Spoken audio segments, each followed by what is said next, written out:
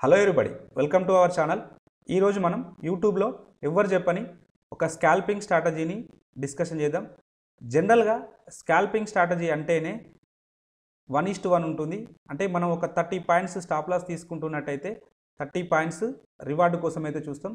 అలాగే number of trades అనేటివి కూడా ఎక్కువగా ఉంటుంది. అలాగే విన్నింగ్ అక్యురసీ చూసుకున్నప్పుడు 50% మాత్రమే ఉంటుంది. మనం బ్రోకరేజ్ను కన్సిడర్ చేసినట్టయితే ఓవరాల్గా నెట్ టు నెట్ చూస్తున్నప్పుడు మనం లాస్లోనైతే ఉండడం అయితే జరుగుతుంటుంది.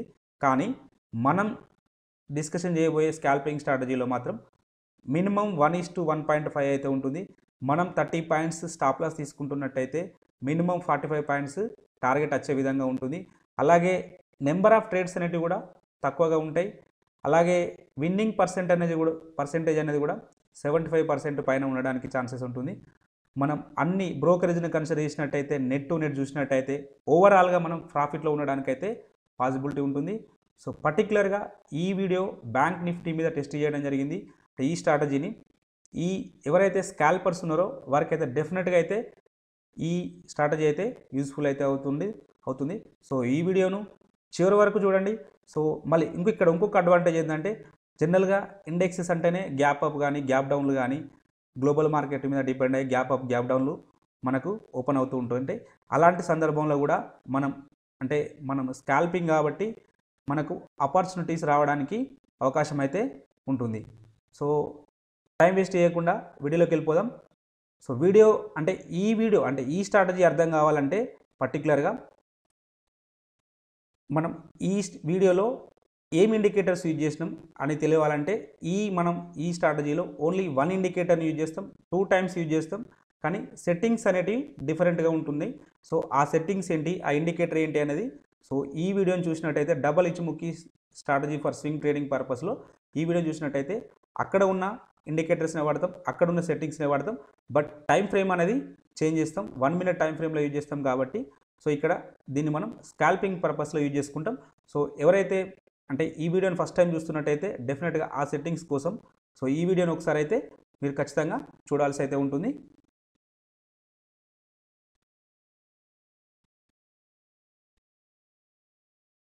ఇక్కడ నేను సెట్టింగ్స్ గురించి చెప్పదలుచుకోలేదు, కానీ ఇక్కడ జనరల్గా ఎట్లా ఉంటుందంటే ఈ బ్లూ లైన్ అనేది కన్వర్షన్ లైన్, సో ఈ రెడ్ లైన్ అనేది బేస్ లైన్. కాబట్టి ఎప్పుడైతే ఈ కన్వర్షన్ లైన్ క్లౌడ్ను క్రాస్ ఓవర్ చేసుకుంటూ డౌన్ సైడ్ వస్తేనే మనం సెల్ సైడ్ వెళ్తాం. అలాగే ఈ క్లౌడ్ను బ్రేక్ చేసుకుంటూ బ్లూ లైన్ అనేది అప్ సైడ్ వస్తేనే బై సైడ్ వెళ్తాం. బేస్ లైన్ అనేది ఇక్కడ ఈ బ్లూ లైన్ కింద ఉంటేనే మాత్రమే మనం ట్రేడ్ ఇనిషియేట్ చేస్తాం. సో ఇది స్కాల్పింగ్ అని ఈ వీడియోను మనం స్కాల్పింగ్ అని ఎందుకంటున్నామంటే 1 మినిట్ టైం ఫ్రేమ్లో డిస్కషన్ చేస్తున్నాం కాబట్టి స్కాల్పింగ్ అని చెప్తాం. సో మిగతా వాళ్ళలాగా మన నెంబర్ ఆఫ్ ట్రేడ్స్ అనేటివి కూడా ఎక్కువగా ఉండవు, తక్కువగా ఉంటుంది. సో అక్యురేసీ అనేది కూడా ఎక్కువగా ఉంటుంది, ప్రాఫిట్ రావడానికి అవకాశం అయితే ఎక్కువగా ఉంటుంది. ఓవరాల్గా నెట్ టు నెట్ చూసినప్పుడు మనం ప్రాఫిట్లో ఉండడానికి అవకాశం అయితే ఉంటుంది. సో వీడియోను చివరి వరకు చూడండి, డెఫినెట్గా అయితే మీకు యూస్ఫుల్ అయితే అవుతుంది. ఈ స్ట్రాటజీకి సంబంధించి కొన్ని ఎగ్జాంపుల్స్ చూద్దాం. సో ఫస్ట్ బై సైడ్ చూద్దాం. బై సైడ్ చూసినప్పుడు ఇది 12th రోజు చార్టు. దీంట్లో మనం ఎప్పుడైతే కన్వర్షన్ లైన్ అనేది క్లౌడ్ను బ్రేక్ చేసుకుంటూ అప్ సైడ్ వచ్చినప్పుడు మాత్రమే మనం ట్రేడ్ ఇనిషియేట్ చేస్తాం. ప్లస్ క్యాండిల్ అనేది కన్వర్షన్ లైన్ పైన ఉంటేనే ట్రేడ్ అనేది బై సైడ్ వెళ్తాం, లేకపోతే మనం ట్రేడ్ అనేది ఇనిషియేట్ చేయము. సో మనకి ఇక్కడ రావడం జరిగింది. సో ఇది ఎంట్రీ పాయింట్ అవుతుంది. సో ఇది మన యొక్క స్టాప్ లాస్ అవుతుంది స్వింగ్లో అనేది. లేదు అంటే సో ఇక్కడ మనం బై సైడ్ వెళ్తున్నాం కాబట్టి నెక్స్ట్ మన లెఫ్ట్ సైడ్లో ఎక్కడైతే రెడ్ క్యాండిల్ ఉంటుందో దాని లో కింద మనం స్టాప్ లాస్ అయితే తీసుకోవడం జరుగుతుంటుంది. సో ఈ స్టాప్ లాస్ అనేది మ్యాక్సిమం మనం ఈ ఇండెక్స్ చార్ట్ను స్పాట్ ప్రైస్ చూస్తున్నప్పుడు మనకు 70 పాయింట్ ఉండడానికి మాత్రమే అవకాశం ఉంటుంది. 70 కంటే ఎక్కువ ఉన్నచో మనం అసలు దాన్ని తీసుకోము. సో బఫర్గా ఇంకొక 5 పాయింట్లు అటు ఇటుగా తీసుకుంటాం కావచ్చు. ఎట్టి పరిస్థితుల్లోనూ కూడా 70 కంటే ఎక్కువ తీసుకోము. మనం ఏటీఎం దగ్గర ఆప్షన్ ప్రైజ్ను ఆప్షన్ స్ట్రైక్ ప్రైజ్ను సెలెక్ట్ చేసుకుంటాం కాబట్టి సో మినిమం మనకు మ్యాక్సిమం మనకు 35 పాయింట్స్ కంటే ఎక్కువ స్టాప్ లాస్ అయితే ఉండదు. సో 35 పాయింట్స్ కంటే ఎక్కువ స్టాప్ లాస్ ఉండే విధంగానైతే మనం ట్రేడ్ ఇనిషియేట్ చేయదు. అందుకోసమే మనం ఈ స్ట్రాటజీలో ఏం డిస్కషన్ చేస్తుంటామంటే తక్కువ ట్రేడ్స్ వస్తాయి. సో మన స్టాప్ లాస్ అనేది సో తక్కువగా ఉంటుంది. అంతకంటే ఎక్కువ ఉంటే మనం ట్రేడ్ అయితే ఇనిషియేట్ చేయం. మరి టార్గెట్ ఎంత ఉంటుంది? టార్గెట్ అనేది దానికి మినిమం 1:1.5 ఉంటేనే మనం ఉంటుంది, డెఫినెట్గా ఉంటుంది. సో మనం 35 పాయింట్స్ మనం తీసుకుంటున్నట్టయితే సో మన టార్గెట్ అనేది ఖచ్చితంగా మనకు 45 పాయింట్స్ పైన రావాలి. 45 పాయింట్స్ మినిమం వస్తుంది. తర్వాత మీరు ఒకవేళ దాన్ని ట్రైలింగ్ స్టాప్ లాస్ చేసినట్టయితే ఇంకెక్కువ రావడానికి కూడా అవకాశం అయితే ఉంటుంది.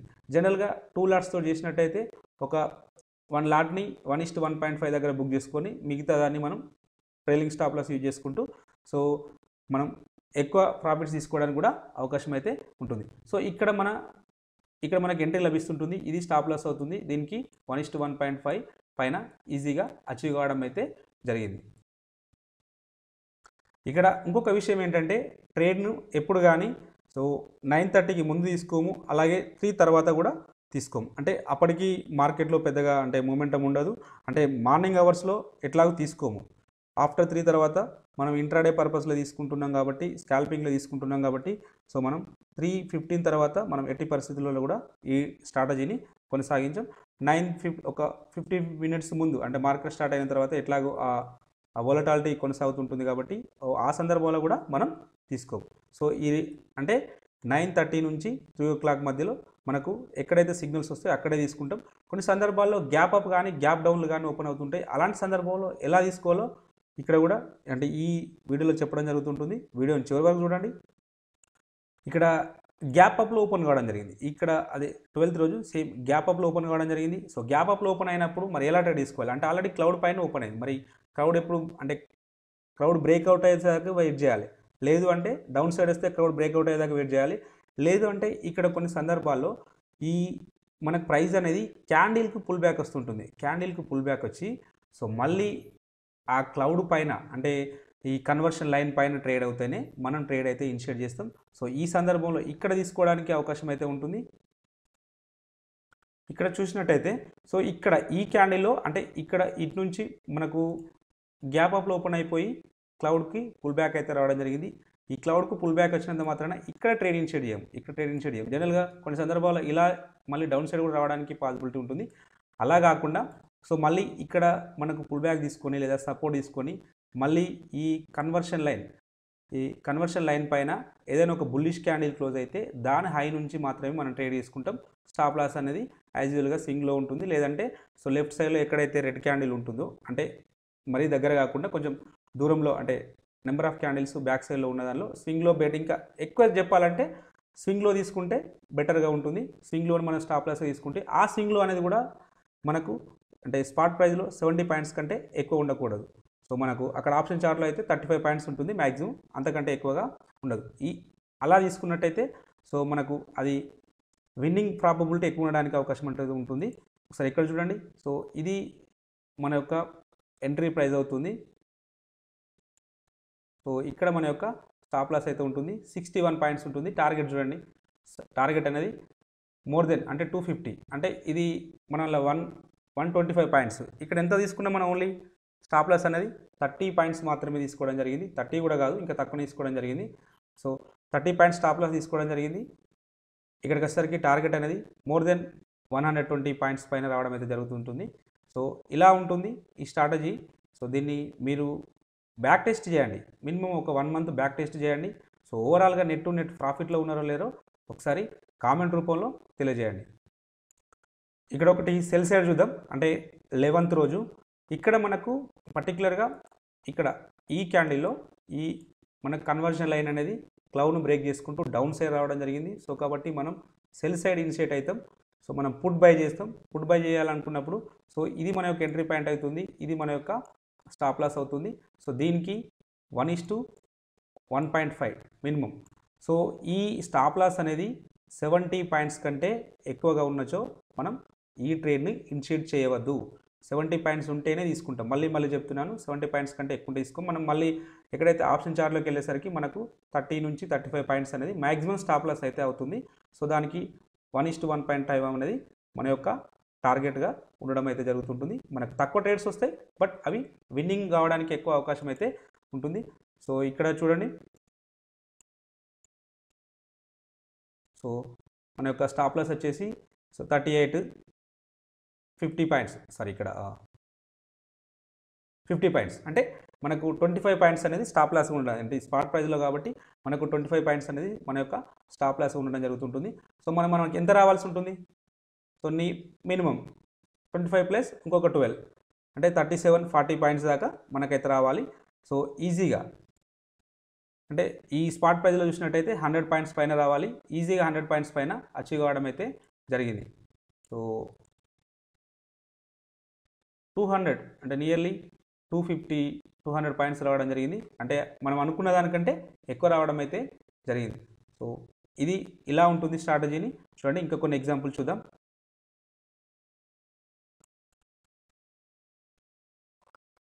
ఇక్కడ ట్రేడింగ్ షేర్ చూసినట్టయితే ఇక్కడ మనకు క్లౌడ్ను బ్రేక్ చేసుకుంటూ కన్వర్షన్ లైన్ అనేది అప్ సైడ్ రావడం జరిగింది. క్యాండిల్ అనేది కూడా అప్ సైడ్ రావడం, దానిపైన క్లోజ్ కావడం జరిగింది. కాబట్టి ఇక్కడ ఎంట్రీ పాయింట్ ఉంది, ఇది మన యొక్క స్టాప్ లాస్ ఉంటుంది. సో దీనికి 1:1.5 రావాలి, బట్ 1:1 రావడం జరిగింది. ఒక స్టాప్ లాస్ అయితే హిట్ కావడం జరిగింది. నాట్ అన్ ఇష్యూ, ఖచ్చితంగా స్టాప్ లాస్ అనేది ఉంటుంది. It's a part of the trading. So next ఇంకొక ఎగ్జాంపుల్ చూద్దాం. ఇక్కడ 10th రోజు చూసినట్టయితే సో మనకు ఎంట్రీ పాయింట్ అనేది ఈ క్యాండిల్లో రావడం జరిగింది. సో 13:55కి రావడం జరిగింది. సో ఇక్కడ ఎంట్రీ పాయింట్ మన స్టాప్ లాస్ వచ్చేసి సో ఎంత ఉంది, 60 పాయింట్స్ ఉండడం జరిగింది. మన టార్గెట్ అనేది మినిమం 60 + 30 90 పాయింట్స్ అయితే ఉండాలి. సో ఈజీగా 100 పాయింట్స్ పైన అచీవ్ కావడం జరిగింది. సో ఇక్కడ మళ్ళీ మన ట్రేడ్ అనేది సక్సెస్ కావడం అయితే జరిగింది. సో ఖచ్చితంగా రూల్ 70 పాయింట్స్ కంటే ఎక్కువ స్టాప్ లాస్ ఉన్నట్టయితే తీసుకోవద్దు. అంటే స్పాట్ ప్రైస్లో మీరు అక్కడ వచ్చేసి 30 లేదా 35 పాయింట్స్ అనేది మీరు కన్సిడర్ చేయాలి. ఎట్ ద ఏటీఎం దగ్గర తీసుకుంటాం కాబట్టి. సేమ్ అదే రోజు 10th రోజు సో ఇక్కడ 12:13 క్యాండిల్ చూసినట్టయితే సో మన ఎంట్రీ పాయింట్ అనేది ఇక్కడ ఉంటుంది. సో మన స్టాప్ లాస్ అనేది సో ఇక్కడ ఉంటుంది. సో ఎంత ఉంటుంది, 70 పాయింట్స్ ఉండడం జరిగింది. 70 ప్లస్ మనకంటే మన టార్గెట్ వచ్చేసి 100-105 ఉండడానికి అవకాశం ఉంటుంది. ఇది ఈజీగా 124 పాయింట్స్ అనేది రావడం అయితే జరిగింది. సో ఇక్కడ కూడా మన ట్రేడ్ అనేది ఇనిషియేట్ కావడం జరిగింది, అంటే ప్రాఫిట్ ఇవ్వడం అయితే జరిగింది. జనరల్గా ఇక్కడ చూడండి, ఇక్కడ ట్రేడ్ అనేది ఇనిషియేట్ కాలేదు. ఎందుకు? జనరల్గా స్కాల్పర్స్ అంటేనే టకటక ప్రతిరోజు అంటే ప్రతి హాఫ్ అన్ అవర్కు లేదంటే ప్రతి 5 మినిట్స్కి ఒక ట్రేడ్ వేస్తూ అటు సైడ్ స్టాప్ లాస్ ఇటు సైడ్ ఇట్లా ఈ 1:1 బుక్ చేసుకుంటారు. ఈ స్ట్రాటజీలో పర్టికులర్గా చూడండి. సో ఇక్కడ మనకు ఎంట్రీ లభించలేదు, ఎందుకంటే ఇక్కడ conversion line and base line రెండు ఒకటే ఉన్నాయి. సో ఎప్పుడైతే అవి కొంచెం అంటే కన్వర్షన్ లైన్ అనేది బేస్ లైన్ పైన ఉన్నప్పుడు మాత్రమే మనం ట్రేడ్ ఇనిషియేట్ చేస్తాం. సో అది ఇక్కడ మాత్రమే మనకు అప్ సైడ్ అయితే రావడం జరిగింది. సో కాబట్టి మనం ఇక్కడ ట్రేడ్ అనేది ఇనిషియేట్ కాలేదు, ఇక్కడ మనకు ట్రేడ్ అనేది ఇనిషియేట్ కాలేదు. సో కాబట్టి మనం ఇక్కడ ఎంట్రీ అయితే తీసుకోం. అంటే మనకు ఒక విధంగా మనకు ఏదైతే స్టాప్ లాస్ హిట్ అయ్యే ట్రేడ్ని మనకు ఈ ఇండికేటర్ అనేది మనల్ని సేవ్ చేసిందనే చెప్పవచ్చు. అంటే పర్టికులర్గా మనం ఈ రూల్స్ ఫాలో అయితేనే అది సాధ్యమైతే అవుతుంది. సో ఇక్కడ ఈ ఏదైతే 10th రోజు మనకు ఇక్కడ అవకాశమే రాలేదు. అంటే ఇక్కడ చూడండి, గ్యాప్ డౌన్లో ఓపెన్ అయింది. సో మళ్ళీ ఎక్కడ మనకు క్లౌడ్ను బ్రేక్ చేసుకుంటూ అప్ సైడ్ వెళ్ళలేదు, లేదా క్లౌడ్ దగ్గర రిట్రేస్ తీసుకుంటూ ఇటు డౌన్ సైడ్ కూడా రాలేదు. సో కాబట్టి మనకి ఇక్కడ అంటే ఈ టైం వరకు మనకి ఇక్కడ అవకాశమే రాలేదు. లాస్ట్లో ఇక్కడ సెల్ సైడ్ అవకాశం అయితే రావడం జరిగింది, అది మనకు ప్రాఫిట్ని అయితే ఇవ్వడం జరిగింది. ఇక్కడ 9th రోజు చూడండి, 9th రోజు ఆల్రెడీ గ్యాప్ అప్లో ఓపెన్ అయింది. గ్యాప్ అప్లో ఓపెన్ అయినప్పుడు జనరల్గా మనం ట్రేడ్ ఇనిషియేట్ చేయాలా వద్దా అనేది మనం డైలామాలోనే ఉంటాము. సో మనం ఈ స్ట్రాటజీలోనైతే సో ఎప్పుడైతే పుల్ బ్యాక్ వస్తేనే ట్రేడ్ తీసుకుంటామని చెప్పామో ఆ పుల్ బ్యాక్ కూడా క్లౌడ్ వరకు వచ్చి మళ్ళీ కన్వర్షన్ లైన్ పైననే ట్రేడ్ అవుతేనే ట్రేడ్ ఇనిషియేట్ చేస్తాం. సో అది ఇక్కడ అంటే ఇలా ఇప్పుడు మనకు ఇక్కడ నుంచి ఇలా పుల్ బ్యాక్ రావడం జరిగింది. సో మళ్ళీ ఇక్కడ మనకు ఎంట్రీ అనేది లభించింది. ఈ ఎంట్రీ అనేది సో కన్వర్షన్ లైన్ అనేది బేస్ లైన్ పైన ఉండడం జరిగింది. ఈ క్యాండిల్ అనేది దానిపైన క్లోజ్ కావాలి కాబట్టి ఇక్కడ మన యొక్క ఎంట్రీ పాయింట్ ఉంటుంది. మన యొక్క స్టాప్ లాస్ అనేది ఇక్కడ ఉంటుంది. సో అది ఎన్ని పాయింట్లు ఉండాలి? సో ఆ పాయింట్స్ కూడా మనం కన్సిడర్ చేసుకున్నప్పుడు 70 పాయింట్స్ మాత్రమే ఉండాలి. సో ఇక్కడ మనకు 67 పాయింట్స్ మాత్రం ఉండడం జరిగింది. సో మన టార్గెట్ ఎంత ఉంటుంది? దానికి 1:1.5 ఉంటుంది. ఇంకా జనరల్గా ఎక్కువసార్లు 1:2 అయితే రావడం అయితే జరుగుతూ ఉంటుంది. సో ఈజీగా అంటే ఇక్కడ చూడండి 189 అంటే మనం 70 పాయింట్స్ తీసుకున్నట్టయితే ఇక్కడ చూడండి 270 పాయింట్స్ మనకు అచీవ్ కావడం జరిగింది. సో ఇందులో 50% వేసుకుంటే మన యొక్క ఆప్షన్ చార్ట్లో 50% ఉండడానికి ఛాన్సెస్ ఉంటుంది కాబట్టి సో ఈజీగా మనం ఏదైతే 1:1.5 అంటున్నామో అది ఈజీగా అచీవ్ కావడం అయితే జరుగుతూ ఉంటుంది. సో ఇక్కడ చూడండి అద్భుతమైన ప్రాఫిట్ అయితే రావడం జరిగింది. సో ఈ స్ట్రాటజీని బ్యాక్ టెస్ట్ చేయండి. మళ్ళీ తర్వాత చూడండి సో మనకి ఎక్కడ కూడా ఆపర్చునిటీ రాలేదు అంటే మళ్ళీ ఇక్కడ మళ్ళీ మనకు ఈ క్లౌడ్ వరకు రిట్రేస్ అయ్యి అప్ సైడ్ వెళ్తేనే మళ్ళీ బై సైడ్ వెళ్తాం, లేదంటే క్లౌడ్ని బ్రేక్ చేసుకొని డౌన్ సైడ్ వస్తేనే వెళ్తాం. చూడండి అంటే మళ్ళీ ఇక్కడ ఒకసారి మార్నింగ్ అవర్స్లో మాత్రమే మనకు బై సైడ్ సిగ్నల్ రావడం జరిగింది. సో అది అద్భుతమైన ప్రాఫిట్ని ఇచ్చింది. మళ్ళీ అదే రోజు మళ్ళీ మనకి ఎక్కడ కూడా అంటే ఇక్కడ క్లౌడ్ను టచ్ అయిన తర్వాత పుల్ బ్యాక్ అంటే అప్ సైడ్ రాలేదు కాబట్టి మళ్ళీ మనం కాల్ సైడ్ వెళ్ళాల్సిన అవసరం రాలేదు. సో ఇక్కడ చూడండి ఇక్కడ ఈ క్యాండిల్ జస్ట్ క్యాండిల్ మాత్రమే బయటకు వచ్చేసింది. మనకు రావాల్సింది ఏంటిది కన్వర్షన్ లైన్ బయటకు రావాలి, అది కూడా ఆ కన్వర్షన్ లైన్ అనేది బేస్ లైన్ పైన ఉండాలి. క్యాండిల్ అనేది కన్వర్షన్ లైన్ పైన ఉన్నప్పుడు మాత్రమే ట్రేడ్ అనేది ఇనిషియేట్ చేస్తాం. సో ఇక్కడ చూడండి సో అదే రోజు మళ్ళీ మనకు సెల్ సైడ్ ఆపర్చునిటీ కూడా రావడం అయితే జరిగింది. చూడండి సో ఇక్కడ మన యొక్క ఎంట్రీ పాయింట్ ఉంటుంది ఈ పర్టికులర్గా ఈ క్యాండిల్లో ఇక్కడ మాత్రమే మనకు ఈ కన్వర్షన్ లైన్ అనేది డౌన్ సైడ్ రావడం జరిగింది. సో క్లౌడ్ను బ్రేక్ చేసుకుంటూ డౌన్ సైడ్ రావడం జరిగింది. ఈ సందర్భంలో మన యొక్క ఎంట్రీ పాయింట్ ఇక్కడ ఉంటుంది, మన యొక్క స్టాప్ లాస్ అనేది ఇక్కడ ఉంటుంది. సో ఇది డెఫినెట్గా నేనైతే 70 పాయింట్ కంటే కిందికనే ఉంటుందని నేను అనుకుంటున్నాను. ఇది ఓన్లీ 45 పాయింట్స్ మాత్రమే ఉండడం జరిగింది. సో 45 పాయింట్స్ ఉన్నది. సో టార్గెట్స్ అనేది ఇక మీరు చూసినట్టయితే సో చూడండి అంటే మనం ఒకవేళ 2 ట్రేడ్స్ తీసుకొని ఒక ట్రేడ్ అంటే ఒక లాట్ని మనం బుక్ చేసుకున్నట్టయితే సో 2 లాట్స్ తోటి మనం ట్రేడ్ చేసినట్టయితే సో ఇది ఎంత వచ్చింది అనేది మీరు చూడొచ్చు. సో 300 పాయింట్స్ ఇంకా